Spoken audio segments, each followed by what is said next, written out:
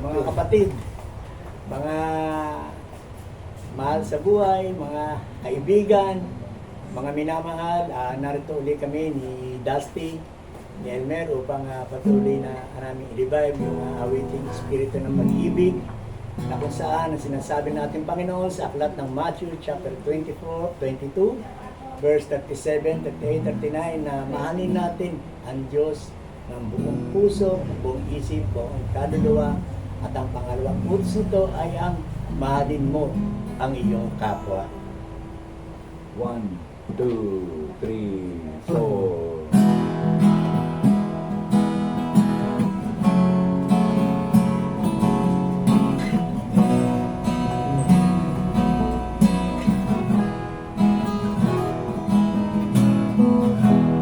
Mahalin mo ang iyong kapwa.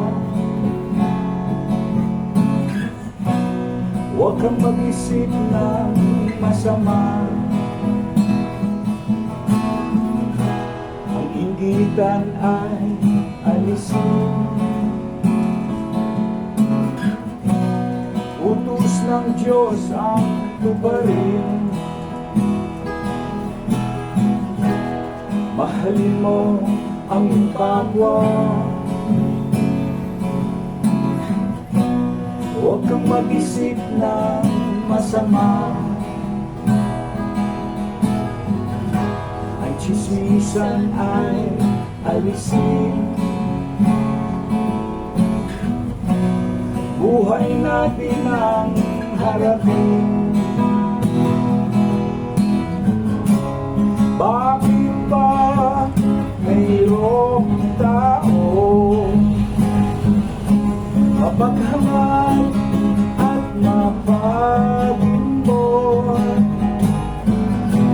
Hindi na ba talagang magbabago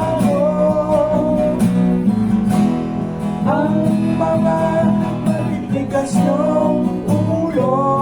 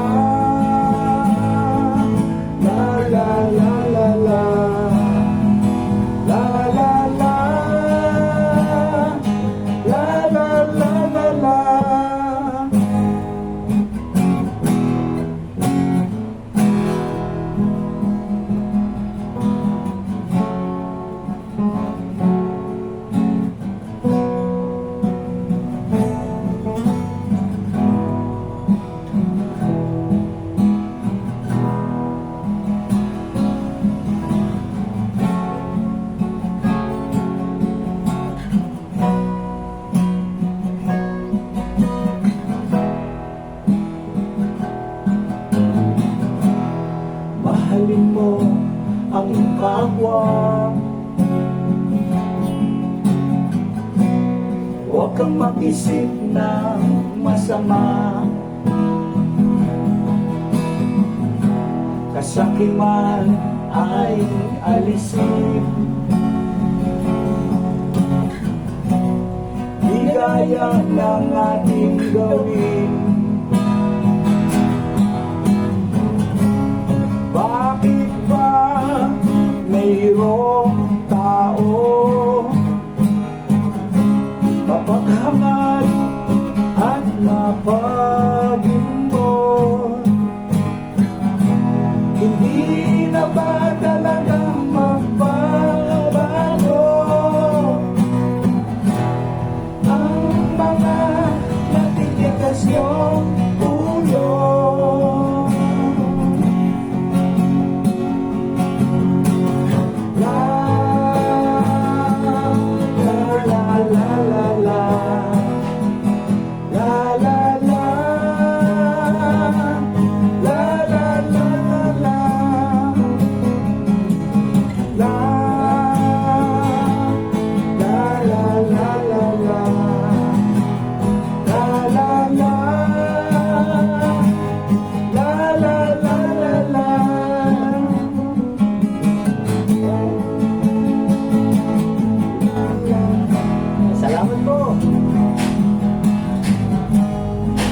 Salamat sa Diyos.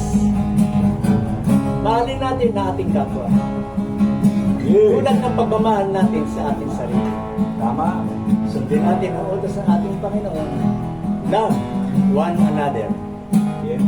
Amen.